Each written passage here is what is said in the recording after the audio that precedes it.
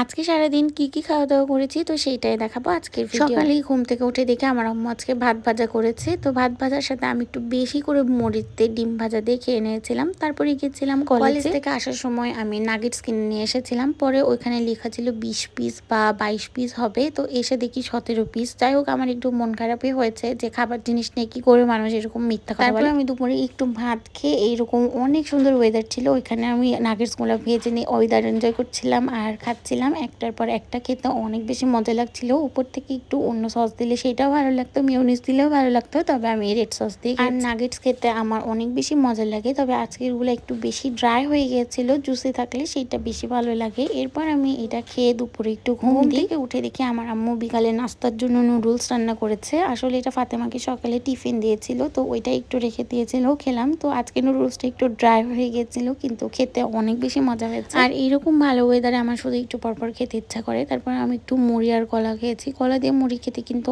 অনেক বেশি ভালো লাগে। তোমরা কে খাও আমাকে অবশ্যই জানাবা। কলা দিয়ে কিন্তু রুটি খেতেও ভালো লাগে। তারপর আমি একটু করে সম্পূর্ণ কলাটাই খেয়ে ফেলেছিলাম মুড়ি দিয়ে। তারপর আমি আইসক্রিম বের করে ফ্রিজ থেকে। ক্ষেত্রে আমার এই ফ্লেভারগুলো খুবই ভালো লাগে, যেরকম মালাই বা দই, ক্ষীর, এইগুলো কিন্তু খুব ভালো লাগে। তারপর আমি ক্ষীর আইসক্রিমটা নিয়ে এসেছিলাম, একটু করে আইসক্রিমটাও খেয়ে নিচ্ছিলাম। আইসক্রিমটা খেতে খুবই মজা ছিল। আমি বিকালে আমি আর ফাতেমা একটু গিয়েছিলাম, আম্মু আমাদেরকে টুকিটাকি বিস্কিট আর খাবার আনতে দিয়েছিল। আসার সময় এই চপটা নিয়ে এসেছিলাম, সাথে চাপ ছিল। চাপটা আমি খাইনি, একটু খেয়েছি, আর চপটা খেতে ভালো ছিল না। সাথে মিষ্টিও আনতে দিয়েছিল, তাই আমি মিষ্টিও একটু খেয়ে নিয়েছি, সম্পূর্ণটা না, জাস্ট একটু। এই তো আজকে এগুলাই খেয়েছিলাম।